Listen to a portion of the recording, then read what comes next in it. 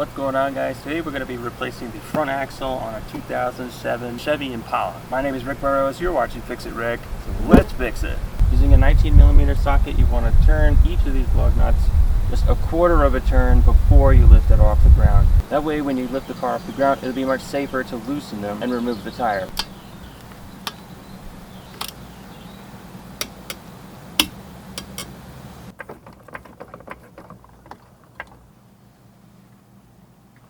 Now that we've got the car safely lifted off the ground, the leveling blocks holding it, and the jack, keeping your feet away from the car, we want to now remove all the lug nuts.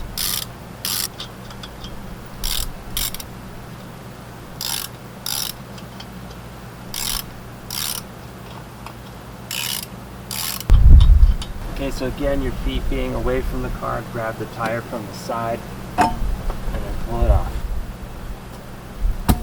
Next, we're going to remove the caliper, which applies the brake power to stop your wheels. Depending on the car, you may have a 15mm or 12mm, but there's two bolts that are holding the caliper to this piece, which is called the boot. There's one on the top and one on the bottom. So here's your caliper, and here's the top bolt that we need to remove.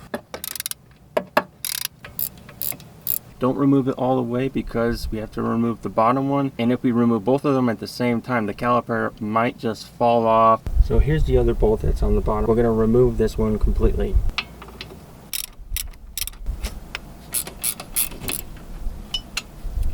You see how I wanted to fall right off? It's because our top bolt held it in place. Now I'm just going to simply remove the top bolt. Slides out and then slides off.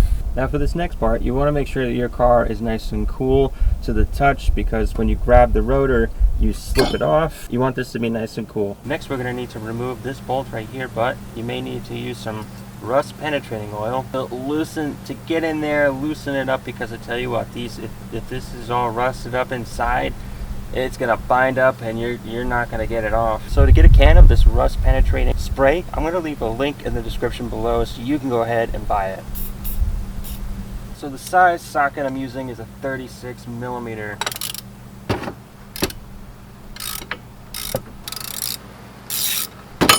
Now we're going to remove these two nuts off of the boot.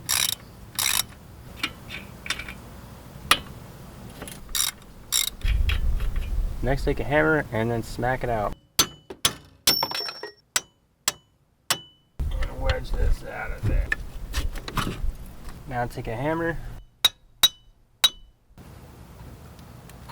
The axle is now free, you can move it around a little bit, but the next step is back there. Next, you're going to need a pan or some kind of container to catch all of the transmission fluid that will be pouring out as soon as you pull the axle out. So we're going to need a crowbar for this next part. You're going to get right up behind and then wedge it right out.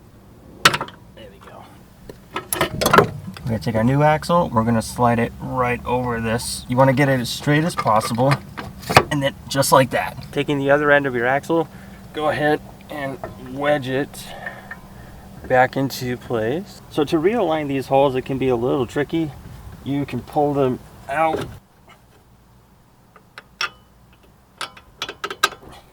And then you just got that one started. Let's get the other one.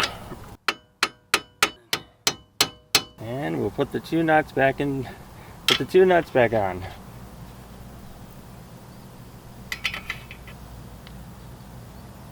Let's grab our 21mm and we're going to tighten them back up.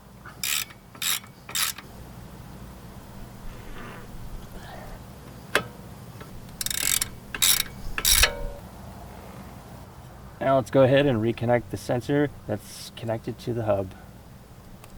And then these little tabs right here, they slip into a hole and it holds it in place. Let's go ahead and put the brand new nut on the axle. Now we can go ahead and put our rotor back on. What I like to do is put just two of the nuts back on. That way when I'm putting the brake assembly back on, it won't like fall right off.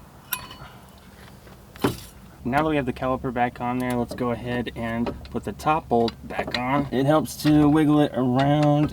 Once you get it hand tight, use a 15mm and get that Now we don't want to get it all the way tight just yet. We want to give a little bit of wiggle room on the bottom. That way it'll be easier to put the bottom bolt back in. So we're at the bottom of the caliper. This is the other hole where the bolt goes. And see, we have to wiggle it a little bit. Now you can see why this has to wiggle around a little bit. Now that both of them are in, we can simply tighten them back up.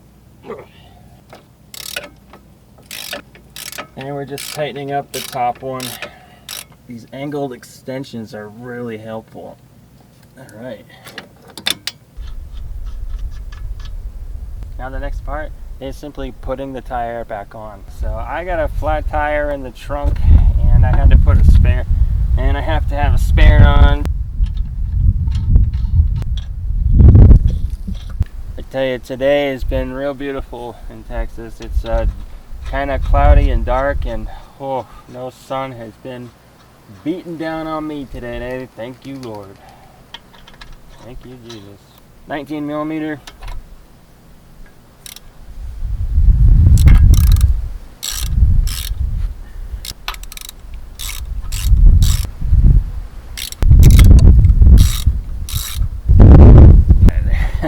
I almost left my light in there. So we're gonna lift the car up so we can get the leveling blocks out. See, the car's raised up. Let's get the guy out of here. You also want to get your drip pan. Be careful. Now we'll jack. See how fast that comes down. Alright guys, congratulations. You just learned how to safely change the front axle on your 2007 Chevy Impala. If you found that this video was helpful, please do me a favor, hit the like button, subscribe, and leave a comment below. And I always want you to remember that Jesus Christ loves you, and only He can solve your biggest problem.